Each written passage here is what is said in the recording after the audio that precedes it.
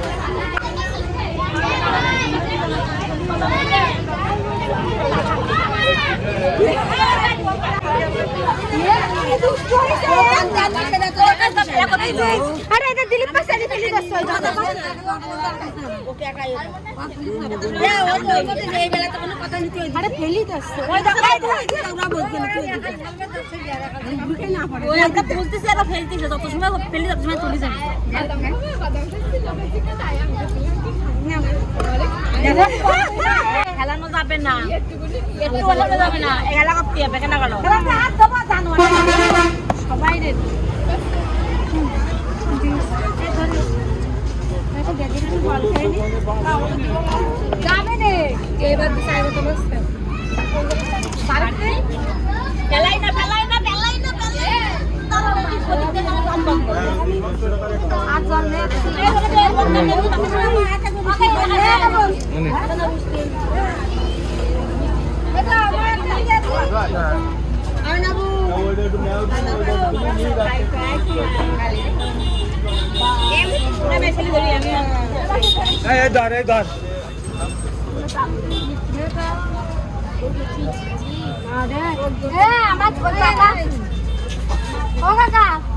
আমার ছেলে তোমার দিক টাকা দিতে হবে না, দিতে হবে না, এমনি তোমার দিক টাকা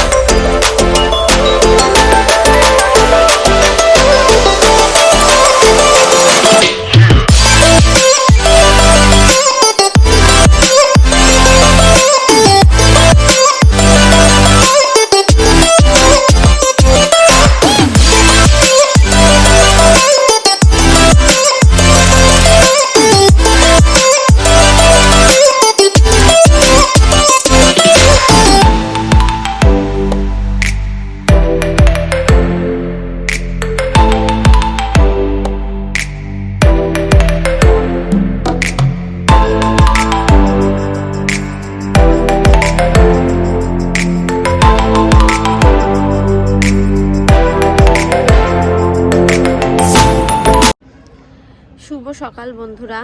গতকালকে পুজোর মন্দির থেকে ফিরে আর ব্লগটা শেষ করতে পারিনি, কারণ ছেলের প্রচণ্ড গরমে ঘেমে যাচ্ছিল, ও খুব কষ্ট পাচ্ছিল, যার কারণে ও সব সময় হাসে, তার মুখে কোনো হাসি ছিল না, কারণ গরম লাগতেছিল।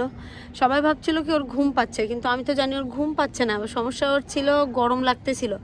কারণ ও তো গতকালকে বেলা 3টা থেকে রাত 9টা পর্যন্ত অলরেডি ঘুম দিয়েই মন্দিরে গেছে, তাহলে তো ওর ঘুম লাগার কোনো কারণই ছিল না, কিন্তু প্রচণ্ড গরমে কষ্ট পাচ্ছিল। ছোট চার্জার ফ্যান হাতে করে নিয়ে গেছিলাম, কিন্তু ও সেটা নিয়ে খেলা করা নিয়েই ব্যস্ত ছিল। যাই হোক, গতকালকে যেটুকু সময় ওখানে ছিলাম, বেশি সময় ছিলাম না, সর্বসাকুল্যে আধা ঘন্টার মতো ছিলাম। তো সেই আধা ঘন্টায় যেটুকু আমরা সময় কাটিয়েছি, কিছু মুহূর্ত আপনাদের সাথে শেয়ার করছি। আর আজকে মহাসপ্তমী পূজা শুরু হয়ে গেছে অলরেডি, তো সবাইকে আবারও মহাসপ্তমীর শুভেচ্ছা রইল। যে যেখানে আছেন ভালো থাকবেন, সুন্দরভাবে যারা পূজা কাটাচ্ছেন ভালোভাবে পূজা কাটান, এটুকুই প্রার্থনা করব। তো আবারও দেখা হবে পরবর্তী ব্লগে। আজকেও মন্দিরে যাই বা যেটাই করি, আমি বাইরে তেমন কোথাও ঘুরতে যাই না, তবে আজকে হয়তো বা ইহানবাবুর ওই মামার বাড়িতে আর কি, আমাদের পুরনো বাড়িতে হয়তো বা ওকে নিয়ে একটু বেড়াতে যেতে পারি। তো যেটা যাই করব আপনাদের সাথে শেয়ার করব। ততক্ষণ সবাই ভালো থাকবেন, সুস্থ থাকবেন। ধন্যবাদ সবাইকে।